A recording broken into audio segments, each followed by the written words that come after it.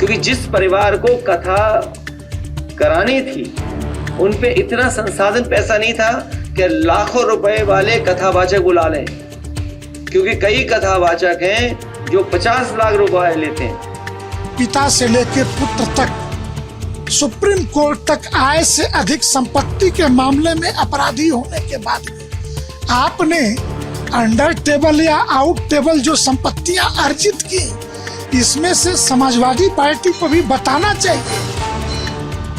कोई किसी की हैसियत है कि धीरेन्द्र शास्त्री को बुला ले अपने घर कथा के लिए?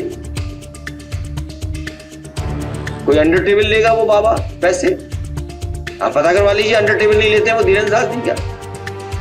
कथावाच ने भी बताया कितनी कीमत होगी उनकी, फ्री तो नहीं। एक बच्चा 25-26 साल का, आपसे आधी उम्र का व्यक्ति, उस कथा के पैसों से उसने अंडर टेबल लिया कि आउट टेबल लिया, ये प्रश्न नहीं था, लेकिन कैंसर इंस्टीट्यूट्स की स्थापना कर दी।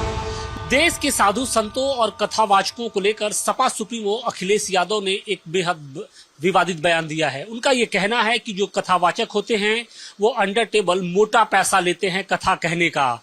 इस पूरे मुद्दे पर बातचीत के लिए हमारे साथ मौजूद है केंद्रीय संत समिति के राष्ट्रीय महामंत्री स्वामी जितेंद्रानंद सरस्वती। गुरुजी, आप भी बड़े बड़े शिष्यों के पास जाते होंगे, कभी कथा कहते होंगे, कभी पूजा कराते होंगे या फिर उनसे मिलते जुलते होंगे। आप कितना मोटा पैसा लेते हैं?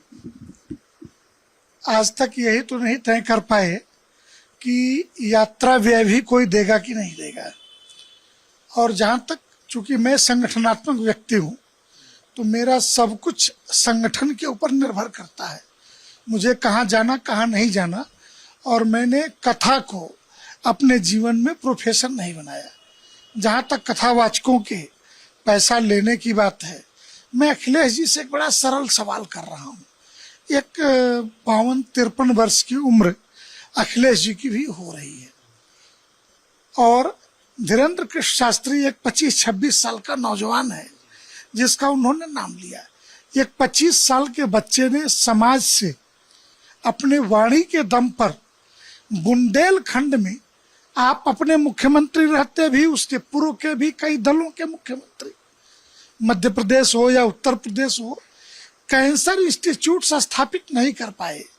लेकिन एक बच्चा 25-26 साल का, आपसे आधी उम्र का व्यक्ति, उस कथा के पैसों से उसने अंडर टेबल लिया कि आउट टेबल लिया, ये प्रश्न नहीं था, लेकिन कैंसर इंस्टीट्यूट्स की स्थापना कर दी। मुझे याद है कि पाकिस्तान के पूर्व प्रधानमंत्री इमरान खान की मां, जब उसने विश्व कप जीता था तो कैंसर से मरी थी, तो पूरे दुनिया से उसने चैरिटी करके पाकिस्तान में पहले कैंसर इंस्टीट्यूट्स के लिए उसने कुछ धन जुटाए थे। तो धीरेन्द्र कृष्ण शास्त्री ने कैंसर इंस्टीट्यूट्स खड़ा कर दिया। बाबा रामदेव ने अपने योग और कथाओं के प्रचार से एक बड़ा विश्वविद्यालय, पतंजलि योग का विश्वविद्यालय, योग के क्षेत्र में खड़ा कर दिए। लेकिन पिता से लेकर पुत्र तक, सुप्रीम कोर्ट तक आय से अधिक संपत्ति के मामले में अपराधी होने के बाद भी आपने अंडर टेबल या आउट टेबल जो संपत्तियां अर्जित की, इसमें से समाजवादी पार्टी को भी बताना चाहिए। देश को जानने का हक है कि आपके पार्टी के द्वारा या आपके ट्रस्ट, जो लोहिया ट्रस्ट है, इसके द्वारा कोई सेवा कार्य इस प्रदेश के अंदर, देश के अंदर, कोरोना के समय आपने भी कोई सेवा कार्य किया हो तो आप जरूर बताइएगा अखिलेश जी। और मैं यही कहूंगा, ये राजनीति का विषय नहीं है। संतों के सेवा कार्यों को गिनाऊंगा तो आपकी हैसियत नहीं है, और आप तो 2 टके के सो कॉल्ड राजनीतिक बाबाओं के पैरों में पहले लाठियों से उसे पिटवाते हो, फिर उसी के पैरों में बैठ करके मुंह बनाते हो। तो ये स्थिति है आपकी, और राजनीति करिए, लेकिन ऐसे संतों के ऊपर टिप्पणी मत करिए, कथावाचकों पे जिनके सेवा कार्य जग जाहिर। सवाल इस बात का है कि 1-2 दफे नहीं, कई मर्तबा अखिलेश यादव और उनकी पार्टी के तमाम जो नेता हैं वो हिंदू समाज के जो शिरोमणि जो संत हैं उनके ऊपर प्रहार करते रहे। ये क्या ये एक फैशन बनता जा रहा है क्या? और वो अब ये फैशन मर्यादा की सभी सीमाओं को लांघता जा रहा है। स्वाभाविक है। इटावा का जब बूमरैंग करने लगा, इटावा के प्रकरण में जिस प्रकार गुंडागर्दी हुई और ये केस और वो लॉ एंड ऑर्डर का विषय बना, तो ये लखनऊ में भाग करके वो अंतरिक्ष यात्री शुक्ला परिवार के घर पहुंच गए, ये दिखाने के लिए कि नहीं, ब्राह्मणों से मेरा विरोध नहीं है।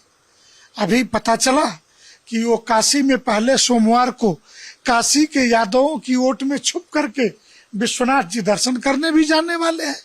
कहीं से ऐसी सूचना आ रही, तो मेरा कहना है कि कुछ दिन मौन व्रत लीजिए। अपनी विचार टोली के साथ राजनीति करना बुरी बात नहीं है। राजनीतिक दल सत्ता में आने के लिए ही राजनीति करता है, लेकिन गलत तथ्य, गलत आंकड़े के साथ जब वो करता है तो रोज उसे अपने स्टैंड बदलने पड़ते हैं। एक बार स्टैंड तय कीजिए और उस स्टैंड पर कायम रहिए। तो इसके लिए एक आध हफ्ते की विपस्सना ही कर लीजिए, क्योंकि सनातन धर्म के मौन व्रत तप योग में विश्वास नहीं है, तो कुछ विपस्सना वगैरह ही बौद्धों का कर लो और करके उसमें तय करो कि किस दिशा में आगे बढ़ना है। एक दिन ब्राह्मणों को गाली देना है, दूसरे दिन किसी ब्राह्मण के घर जाना है, तीसरे दिन किसी कथावाचक को गाली देनी है, चौथे दिन किसी कथावाचक को अपने यहाँ बुला करके प्रेस कॉन्फ्रेंस करना है। तो एक कदम आगे दो कदम पीछे, ये आपकी राजनीति हो सकती है। समाज सब समझता है। क्योंकि जिस परिवार को कथा करानी थी, उनपे इतना संसाधन पैसा नहीं था कि लाखों रुपए वाले कथावाचक बुला लें, क्योंकि कई कथावाचक हैं जो 50 लाख रुपए लेते हैं। पिता से लेकर पुत्र तक, सुप्रीम कोर्ट तक आय से अधिक संपत्ति के मामले में अपराधी होने के बाद भी आपने अंडर टेबल या आउट टेबल जो संपत्तियां अर्जित की, इसमें से समाजवादी पार्टी को भी बताना चाहिए। कोई किसी की हैसियत है कि धीरेन्द्र शास्त्री को बुला ले अपने घर कथा के लिए? कोई अंडर टेबल लेगा वो बाबा पैसे? आप पता करवा लीजिए, अंडर टेबल नहीं लेते हैं वो धीरेन्द्र शास्त्री। क्या कथा बाजने की पता कितनी कीमत होगी उनकी? फ्री थोड़े नहीं। एक बच्चा 25-26 साल का, आपसे आधी उम्र का व्यक्ति, उस कथा के पैसों से उसने अंडर टेबल लिया कि आउट टेबल लिया, ये प्रश्न नहीं था, लेकिन कैंसर इंस्टीट्यूट्स की स्थापना कर दी।